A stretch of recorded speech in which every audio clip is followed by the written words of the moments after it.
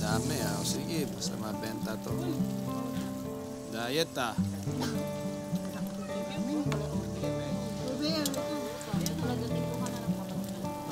Oh.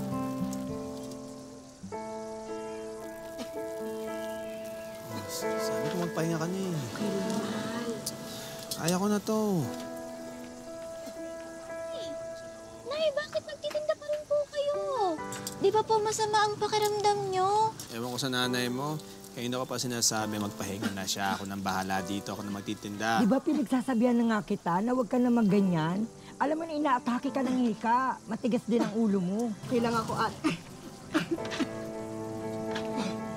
Okay ka lang? Ano malala yan Nay! Nay! Dali na kita sa center. Dali na! Dali na natin sa center. Ay, naku, teka lang. Meron akong nebulizer sa bahay. Iniwan yun sa akin ng jowa kong afam. Kukunin ko. Makakatulong yun sa kanya. Sandali lang, ha? Sandali lang. Tara, pasada sila.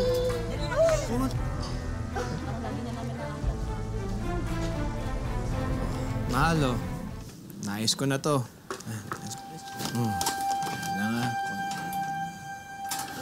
Yan nga. Oh, yan. Ayos na boga na hangin ito.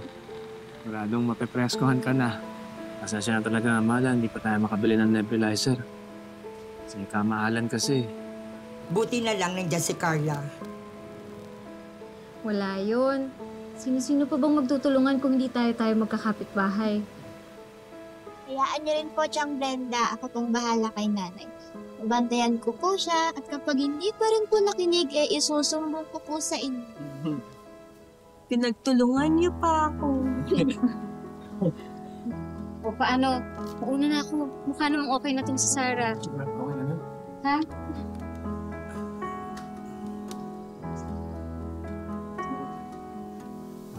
Carla, maraming salamat talaga dito sa nebulizer. Laking tulong na ito sa amin. Ako naman. Walang anuman. Alam mo, napakaalaga at napakabuti mo palang asawa. Ay, wala yun. Basta kailangan mo ulit ng nebulizer, pumunta ka lang sa bahay ko, ha? Sige, salamat. Sige, una na ako. Salamat, Carla. Mahal, may kailangan ka ba ba? Tubig. Okay lang ako, mahal.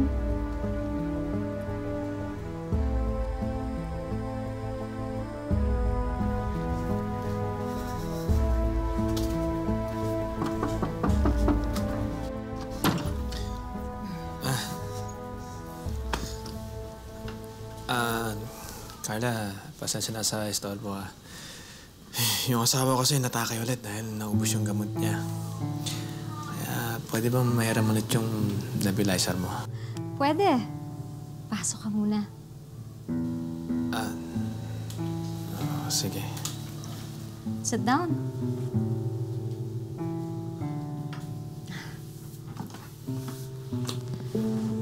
Relax ka lang muna, ha?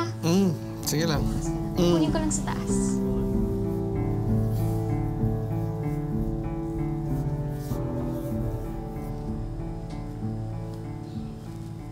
Asan na kaya si tatay? Tagal naman.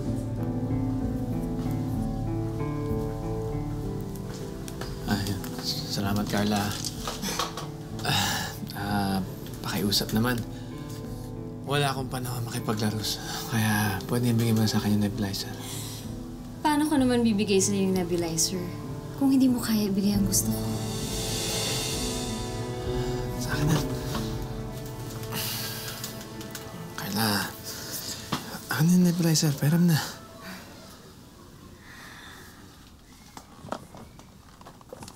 Talaga ba? Tatanggihan mo ang isang katulad ko? Alam ko na yung galawan na bilang lalaki ako. Kung yung mga ibang lalaki naaakit mo, pues, wag ako. Mahal ko ang asawa ko at pamilya ko. Okay lang. Mas madali naman hulihin ang manok na nakatali. Pairam na. Alam mo, hindi ko maintindihan kung anong pinakain sa'yo ni Sarah. Ingit na ingit ako sa kanya.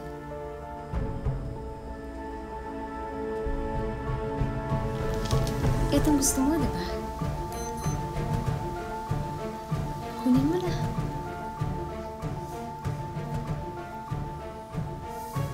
Whoop.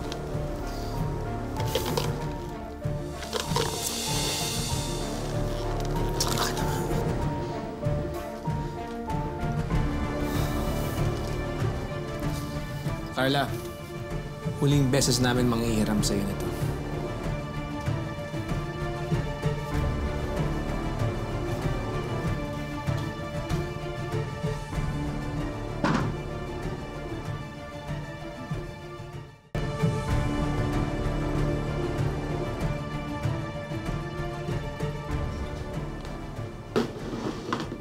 O, kamusta na yung pakiramdam mo? Okay ka lang ba? Halika, kumain ka na. Ate. Nakaalis na ba si Elsa? Kawawa naman to yung bata. Hindi agad ako nakabangon kasi sobrang sakit ng katawan ko. Hindi ko tuloy siya naasikaso. Oo, kanina. Kaya lang, tulali. At yung asawa mo, ganun din. Nakita ko, nagkasalubungan kaming dalawa. Tulali din. May pinagdadaanan ba siya? Hayaan mo na, ate. Baka pagod lang dahil ilang beses na ako nagkakasakit itong mga nakaraang araw. Ay, hindi rin. Kilala ko yung mag-ama mo.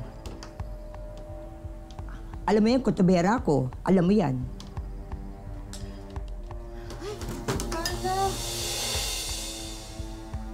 Nandito ako para kunin yung nebulizer. Ay, oo, sandali.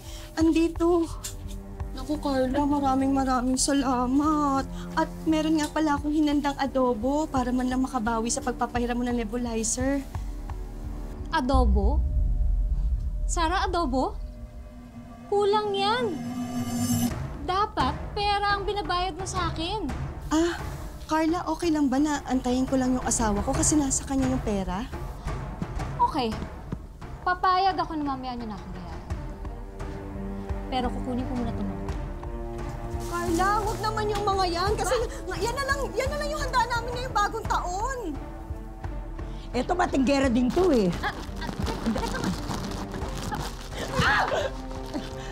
Alam mo, ikaw epal ka rin eh. Epal ka rin eh. Diyan na nga kayo.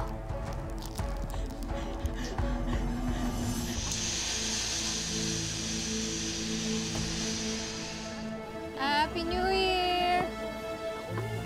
Pauwi na tayo.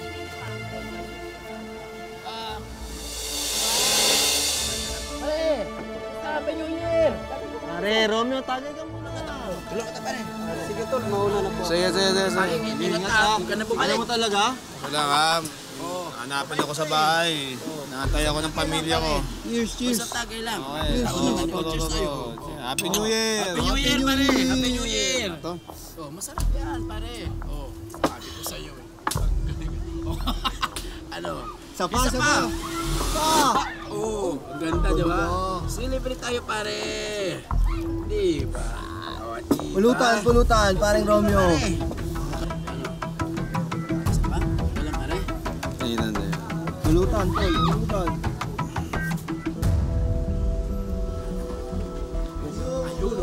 Ayun, oh.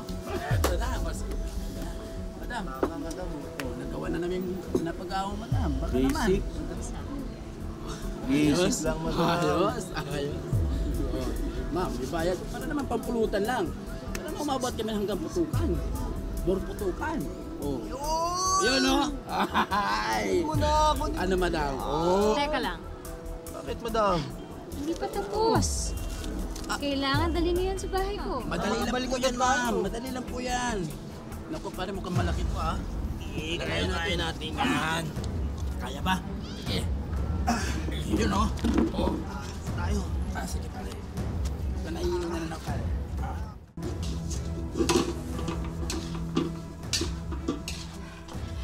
Mabuti na lang may natira akong ipon. At nakabili ko ng kampanset. Mabuti nga ate, andyan ka. Kahit papano meron tayong panghanda. Kaya lang, wala pa si Romeo. Malapit na magputukan. Hayaan mo pupunta ako sa construction. Salamat, ate. Anak, Kailangan na ni Tiyang Brenda mo yung repolyo. Kanina pa yan, wala ka pa rin mahiwa-hiwa. Tsaka ilang araw ka ng tahimik.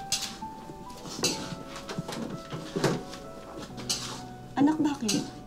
Ay, pasensya na po ah. Hindi ko po kasi alam paano po sasabihin sa inyo eh. Na? Si Aling Carla po kasi, nakakit niya po si tatay. Kitang-kita ko po nung isang gabi, nung nanghiram po si tatay ng nebulizer. Hinalikan po siya ni Ate Carla kahit umiiwas po si tatay. Mukha mo? Diyos ko, ate.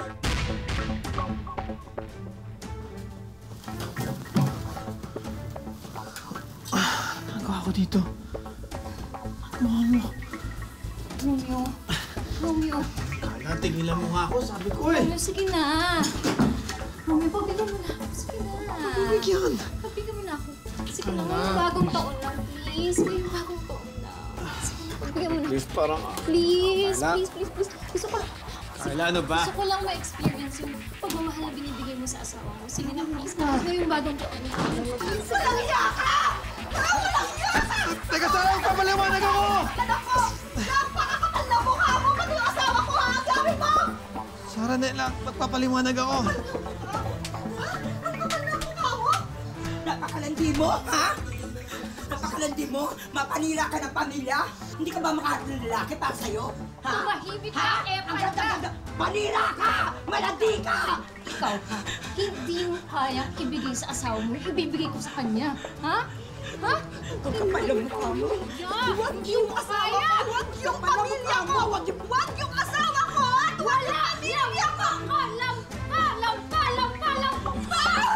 Napakalandi mo! Ano?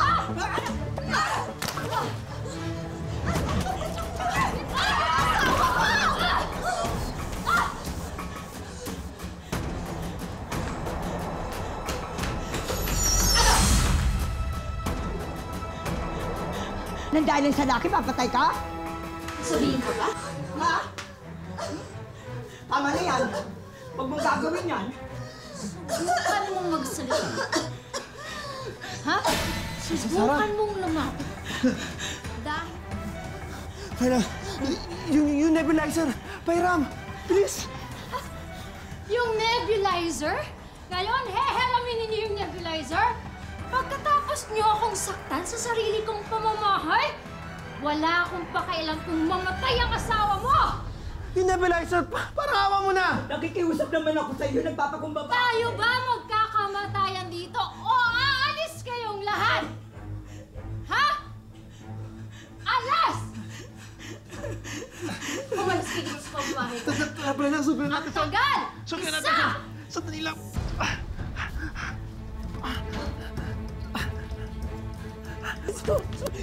Dali!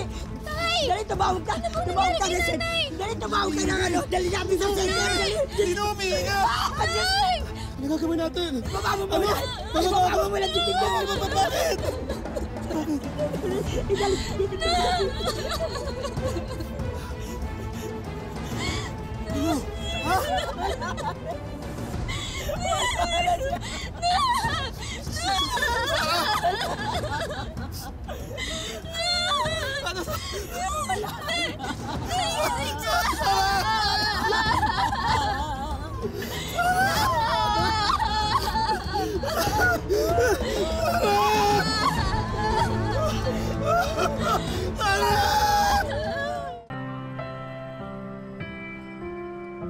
Iwan na po talaga tayo ng nanay. Nay! Ba't yun naman po umiiwan, Nay? Bakit ngayon pa po kung kailan dapat tayo pinakamasaya, Nay? Hindi ka ata mapapatawad yung sarili ko. Kaya naging dahilan kung bakit nawala na maaga ang nanay mo.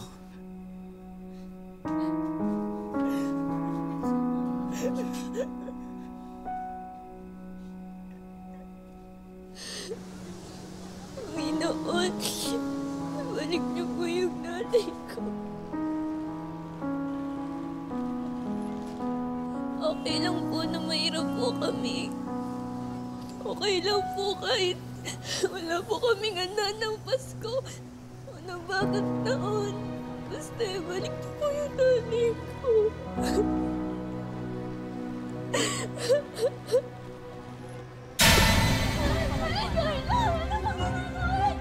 Alam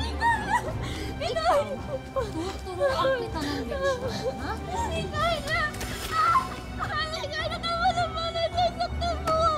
Alam mo ba, ha? Na yung mga tao, sinasabi na ako ang pumatay sa nanay mo, ha? Sinismis mo pa ako? Ang hindi nila alam, ikaw ang pumatay sa nanay mo, ha? Ikaw! Kaya tuturuan kita ngayon ng leksyon! Hoy, Carla! Carla! Anong ginagawa mo? Bata lang yan. Ano bang magiging laban sa'yo? Bakit ko ba nakikialam, ha? Naku, isusumbong kita sa ginagawa mo. Walang iya ka talaga! Ramya! Ramya! Ramya! Yung anak mo si Elsa, binugbog ni Carla doon sa may kapilya. Elsa! Elsa! Sarah, Nabuhay! Mga kapitbahay! Romeo! Binubugbog daw yung anak mo si Elsa! Binubugbog daw! Halika, puntahan natin! Sarah! Sarah! Para magtanda ka! Ano? Sinong magtatanggol sa'yo? Sino? Wala akong magtatanggol sa'yo. Tandaan mo yan, ha? Tandaan mo yan! Ha? Hayop ka! Hayop ka! Hayop ka! Ano ginagawa mo sa anak ko? Hayop ka! Ang kapal na mukha mo! Oo! Buhay na buhay ako! Nakikita mo! Nakikita mo ba? Wala! Huwag mo sasaktan ang anak ko! Huwag mo sasaktan ang anak ko!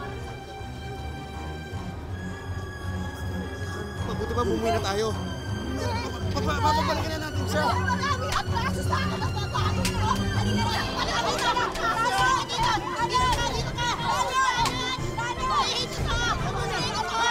Dito ka! Pagaya sa'yo! Sige! Huliin! Huliin ka! Napakalaki! Dito ka! Talaga naman lumalapit mo yun! Dumi mo na. Nay, buhay ka, Nay. Ininig po ng Panginoon yung dasal ko po. Anak, buhay na buhay si Tatay. Hindi ko hayaan mawala. Mabuti pa umuwi na tayo, ha? Maligo na kayo. Ang dami-dami niyo. Tara.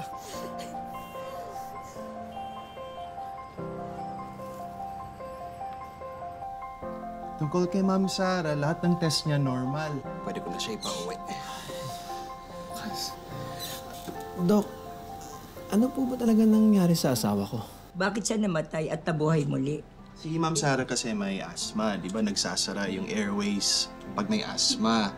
So hindi nakakapasok yung oxygen. Ang tawag po dyan, hypoxia. So walang oxygen yung utak, walang oxygen yung puso. Natural tendency ng katawan natin, magsha-shutdown, mamamatay. Pero, may mirakulo, binigyan ng chance ng Diyos. Nabuhay ulit, bumukas ulit. Yan ang nangyari sa kanya. Wait, excuse me lang po, okay? Salamat po, Dok. Salamat, Doc. Thank you, Doc.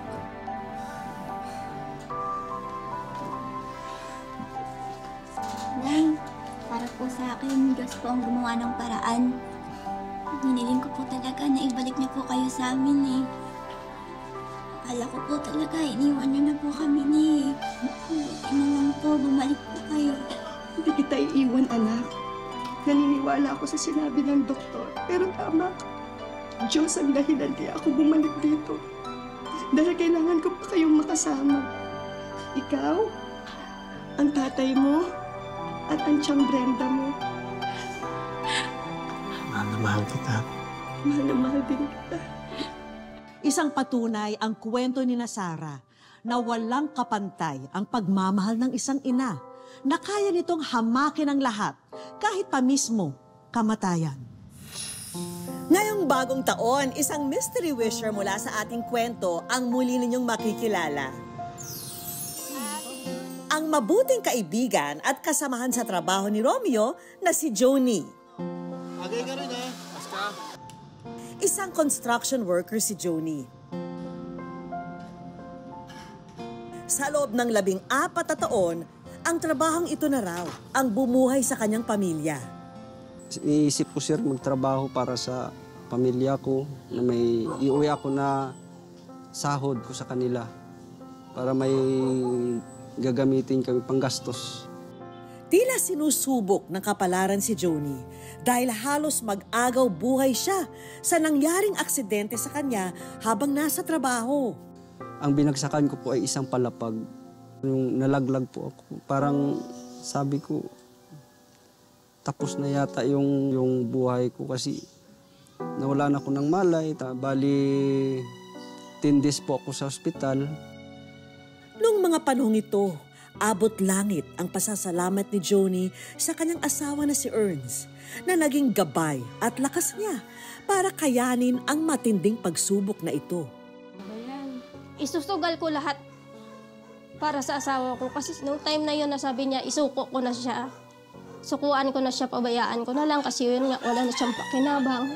Sabi ko hindi kasi lahat nakita ko naman na kahit anong hirap, ginagawa mo para sa amin. Swerteng nabigyan ng araw ng pangalawang pagkakataon si Joni. Naging maayos ang kanyang pagpapagaling at nakabalik sa kanyang trabaho. Baonan niya ang pagpapahalaga sa buhay. Kaya naman kalakip ng bawat pagsisikap ay iba yung pag-iingat.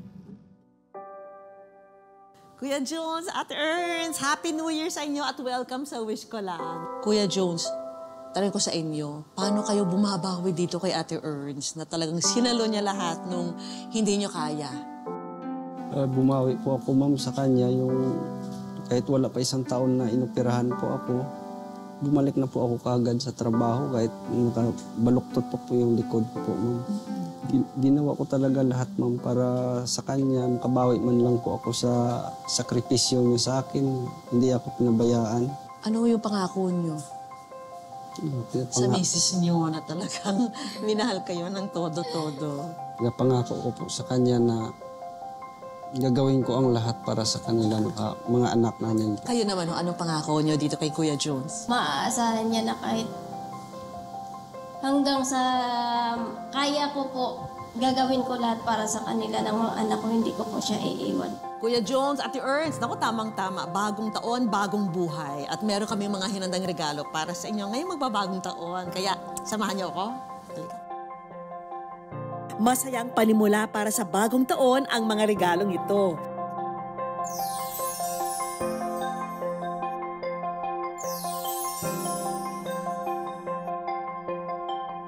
Ready na rin simulan ang mga bagong negosyo para sa mag-asawa. Nabalitaan namin na nagbibisikleta lamang kayo, Joni, papasok sa trabaho at naglalakad lang ang mga anak nyo papasok sa eskwela. Kaya naman, sagot na rin namin ang transportasyon nyo sa araw-araw hatid ng trike na ito. At syempre, hindi mawawala ang tulong pinansyal mula sa aming programa. Maraming salamat po, ma'am. Thank you po, Mama, sa Wish Ko Lang at saka sa inyo po, Mama. Mga kapuso, lagi po nating tatandaan, hanggang hindi tayo napapagod humiling at maniwala, hindi tayo mapapagod lumaban sa buhay. Para sa iba pang mga kwentong itinampok ng Wish Ko Lang, i-follow lang ang Facebook page ng Wish Ko Lang at GMA Public Affairs. Mag-subscribe na rin sa GMA Public Affairs YouTube channel. At sa mga gustong matupad ang kanilang mga hiling, ipadala lang po ang inyong wish at kwento sa amin. Ako po si Vicky Morales at ito po ang Wish Ko Lang. Wish Ko Lang.